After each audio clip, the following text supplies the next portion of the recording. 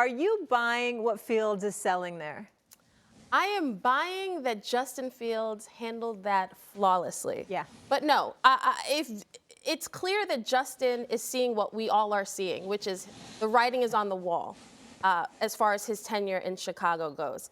But I've been impressed with how he handled that entire podcast interview because he didn't throw gasoline on this and make it a bigger thing. He said, listen, I want to be in Chicago. I can't picture myself playing anywhere. And I still rock with the Bears. The question, though, isn't about how Justin feels about the Bears. It's about how the Bears feel about Justin. And even if they may love the player and wish things were different, everybody in the NFL has told me the Bears have to reset the clock at QB, which is no disrespect to Justin, but they need to move on as far as the draft goes. So Justin is saying, listen, I just want to know. Tell me. And that's what we want. If we're going to keep this a buck and we, use the relationship analogies, do you want me or not? Just let me know. And Justin saying, just let me know. I want this to be resolved so I can go spend my offseason studying film, watching the team of whoever I'm going to play. And I think we all can understand that. Yeah. Just give me some resolution as to what my future will be. Mike T., where are you at on this? Yeah, well, first of all, the whole conversation was interesting. You could go to the 33rdteam.com and hear the whole conversation. But I agree with Kimberly. What's interesting to me is his character. And next week, everyone's going to be at the Combine. And as a former GM, one of the questions we would always ask is, who do you call when you have a bad day? Because we want to know the support system that a player is going to have when they have bumps in the road. And obviously, Justin Fields has an incredible support system because he has every right to go see Matt Eberflus and Ryan Poles, the head coach and GM, knock on their door and say, hey, what's up? And I'll tell you, those are really hard conversations. A decade ago, I had to look Chad Pennington in the eye and said, hey, we're moving on from you. We're going to go try to get Brett Favre because we think we could win a championship with Brett and not with you. And that's part of your responsibility. And clearly, they're moving on from him, and they should tell him that. And what we're seeing is exhaustion. He just wants to have closure. He deserves it. And they should just say, hey, we're moving on. We just don't know when and where. It probably will happen at the Combine. To me, it's likely it's Atlanta or Pittsburgh. But I think he deserves to have the closure. Mm-hmm. He's given them 3 great years. And the other thing that's remarkable to me, guys, is he's 24 years old and has just an unbelievable presence about him and maturity. Yeah. I know I wouldn't be that elegant if I was him, but he's really handled this extremely well. He did. He handled that flawlessly. He didn't get jammed up at all. I feel like I would have been like, yeah. No, because I would have done more than unfollow the Bears. So that speaks to the type of character that he has, because he's been put in a terrible position by the organization, and yet he still has shown that he can comport himself as a professional. Would you have blocked them or muted them? Oh, listen, if you're not feeling me, we do not mess. We do not need to be friends. We need to move on. Yeah, no. Oh, my goodness. All right, with that being said, needing to move on, Kimberly, where's the best place you feel like for Justin Fields? Okay, here we go. Talk to me. Hear me out, Molly. All right, I get it. Everybody's going to say Atlanta because he's from Atlanta. Mm-hmm. Wouldn't it make things so easy? Go back home. The Falcons were a team that was interested in Deshaun Watson, that type of player. Justin's a proven playmaker. But Mike T., Molly, I'm loving the Pittsburgh Steelers. And the reason I'm loving the Pittsburgh Steelers is because I don't want to see what the Pittsburgh Steelers did after Ben Roethlisberger no longer was there, which was, hey, they just stayed at 20 and got Kenny Pickett. And this is no knock to Kenny Pickett, but it just felt like the succession plan wasn't well thought out. And it felt like they took a guy, but did they love the guy? Did they know that we can win a championship with him? When I think about Justin Fields paired with Mike T., a guy who from jump, you know exactly where you stand with him. When I look at this offense, the Steelers are so interesting and fun to watch when they're good, but man, it's been hard to watch them at times. They have a tight end that they don't use enough in Pat Freiermuth. They've got George Pickens, a guy that we don't consistently see get the ball enough. We watch an offense that didn't have a clear offensive vision. They had 3 different coordinators last season, and it was a mess, and they still were decent enough in that division. So imagine if they had Justin Fields. I think it's a home run. I just don't want them to do a Band-Aid type of move. I want Mike T to have a quarterback for several years that he can build with. Yeah, but imagine him getting to play under Mike Tomlin. You can't get a better coach. But Atlanta's also interesting, of course, the homecoming. Yes, and what that would be as well. So both great options. Where are you on this, Mike T? Yeah, I actually like Pittsburgh. I agree with what Kmart said. I just want to add another really interesting dynamic. Arthur Smith, their new offensive coordinator, in 2019 and 2020, when he was the OC of the Tennessee Titans, Ryan Tannehill led the NFL in yards per pass. He had a quarterback rating of like 110. He had 2 unbelievable years. And when you evaluate Justin Fields and Ryan Tannehill, they are very similar, in my opinion. Big, strong, athletic, can make plays outside the pocket. And when you start comparing Jalen Warren and Najee Harris on this side, and Derrick Henry and A.J. Brown with Pickens and Deontay Johnson, I think there's a lot more similarities than there are differences. So I love Mike Tomlin and obviously his Hall of Fame track record, but the scheme of Arthur Smith with Justin Fields, to me, with that defense, you're going to be talking about such an unbelievably competitive AFC North. And by the way, we already talked about his character. You don't think the way Justin Fields has comported himself, if I'm Raheem Morris or Mike Tomlin, you know, we always say the tape sets the floor and the character sets the ceiling. I'm looking at a guy that only's completed about 60% of his passes, 40 touchdowns, 30 interceptions. But if I could get him in my system with a fresh start, boy, the sky is the limit. And I'd be really aggressive right now. And Molly, this is something we got to keep in mind. Last year, that blockbuster trade happened right at the combine between Carolina and Chicago. Those conversations are happening right now. Yeah. These deals are so complicated between cash and cap that they're talking right now. I think we'll have a deal when we get to Indy.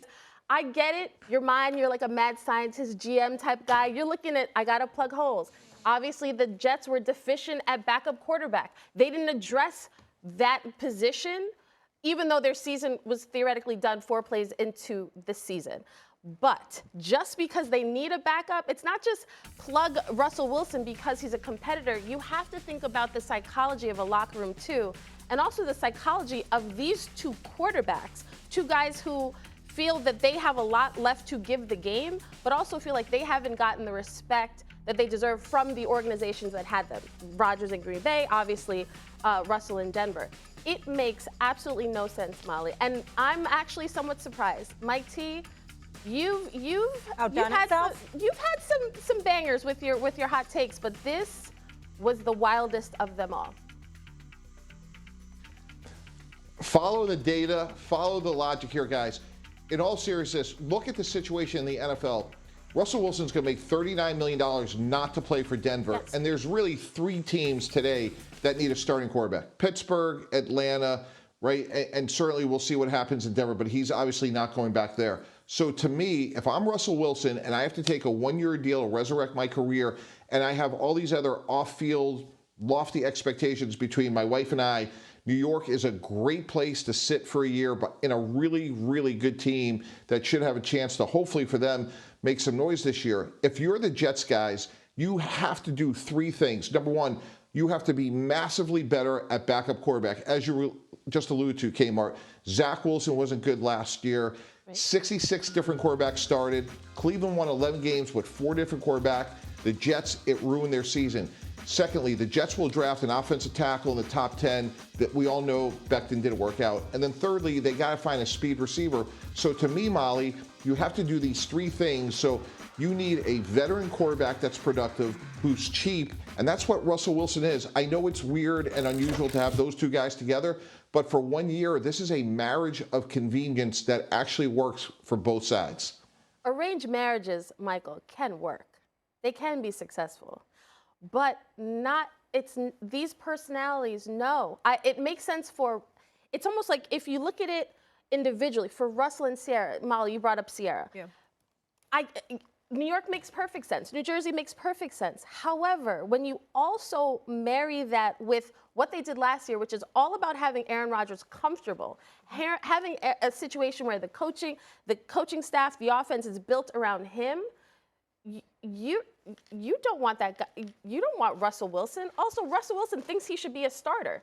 I don't understand it, especially when you have options like a Jacoby Brissett, who I love, who everybody in the NFL loves because he can make plays and he's a locker room guy. You're not trying to. The Jets do not need. I was there, Michael. Don't you think people may not know this, but I was there when you guys traded for Tim Tebow. I got on the Jets beat 19 days after you guys made the Tebow pick. And let me tell you, that was a wild first season to cover the NFL.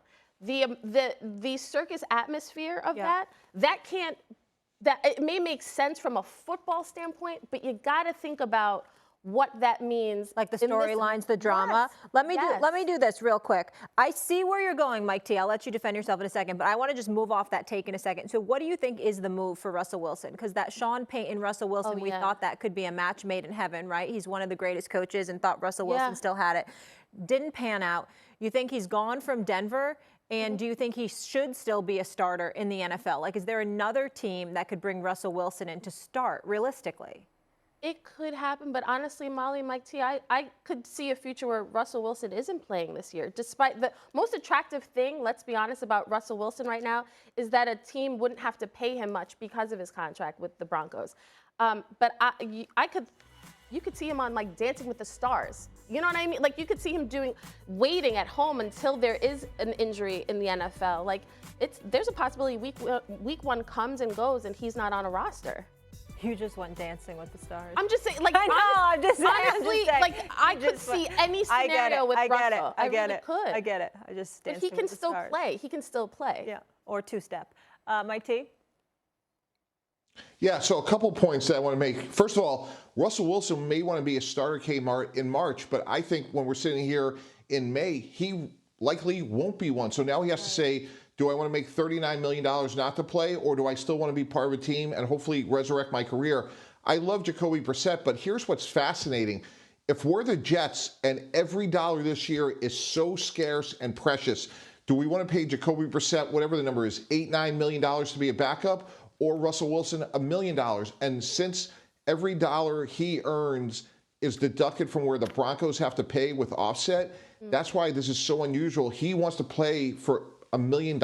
And that's why I think he's a very unusual opportunity. And that's why I think when you look at Colt McCoy, anybody else that may be in that discussion, Jacoby Brissett amongst others, and you see that he's only $1 million, I think that's why this is so unique. And as it relates to Aaron Rodgers, I'll say this. Last year was about comfort and making him happy. How'd that turn out? How did Alan Lazard turn out amongst many other moves? So if I'm the Jets, I'm saying, Aaron Rodgers, we love you. We want you to be a great Hall of Fame quarterback.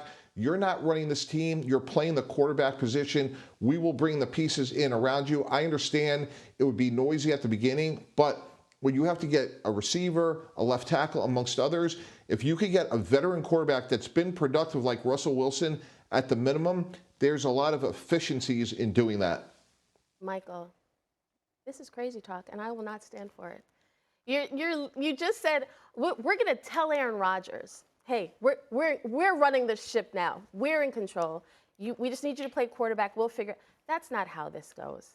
You brought Aaron Rodgers in to win a Super Bowl. Last year didn't work, but honestly, the reason it didn't work was because the GM didn't go out and solidify that quarterback position.